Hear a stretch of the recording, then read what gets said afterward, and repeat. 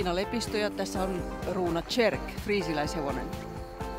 Tjerk teki muistaakseni vuonna 2003 ensimmäisen TV-sarjan Pelle Positiivi ja Sinisilmä.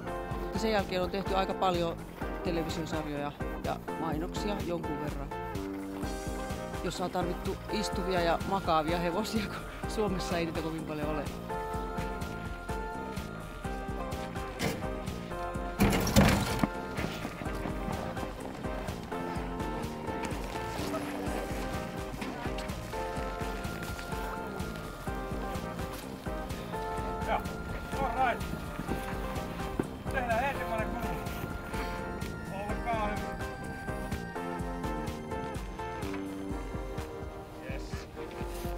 Pieni joku liike hevosella, ihan pieni vaikka askel eteen. Joo, tai joku tämmönen. Sitten pidetään se vielä ihan tälleen paikallaan. Ja näissä on se ongelma, kun tullaan uuteen paikkaan, niin ei voi olettaa, että tekee kaiken mitä ne kotona. Tässä pitää olla siihen paikkaan sitten. Kamera! Hyvin on mennyt. Eläinten kanssa puuhastellaan, joten niin aina on kaiken maailman riskitekijöitä. Mutta mä työskentelin just toisessa viikolla laamujen kanssa. Kuvattiin laamujen kanssa juttumainosta. Nyt hevosten kanssa. Tää on aika chilli tapaus verrattuna niihin, että tää on pysynyt paikallaan aina kun on pyydetty. Vaikeimmat kuvat on vielä tulossa. Pitää pomppia hyppiin.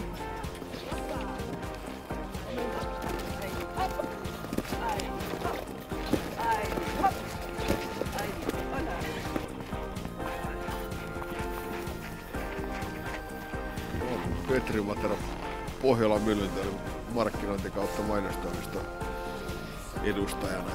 Mä oon Ykräsen Oskari samasta yrityksestä ja tässä ollaan seuraamassa mielenkiinnolla näitä kuvauksia salamahevosen synnystä. Niin, saa nähdä harvemmin pääsee supersankareita tekemään. Ääni!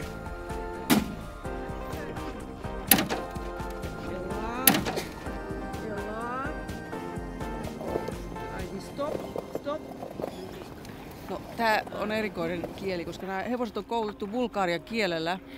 Ja sen lisäksi mä oon opiskellut hebreaa ja se on aika semmoinen napakka kieli, kun vertaa suomen kieleen. Se on parempi kieli käyttää hevosten kanssa kuin suomi. Okei, kiitos, poikki!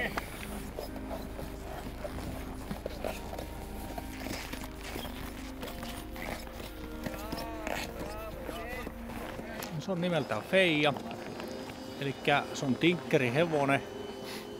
Se on niinku mustalaishevonen sanotaan näin. Ja se on kaverina vähän tuolle toiselle hevoselle, että se on rauhallisempi ja keskittyy työhönsä paremmin. Että siinä mielessä se on mukana täällä. Takajaloille, niin siinä vaiheessa salapuuteen. Vähän niin kuin. Painat menee vaan. Me annetaan rullaa, nää yrittää motkia.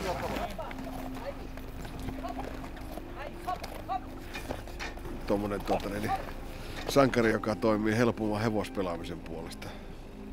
Elikkä tulee olemaan uuden pikapelin maskotti. Ja katsotaan miten sankari lähtee henkiin elämään TV:ssä ja printissä ja muissa materiaaleissa. Kamera!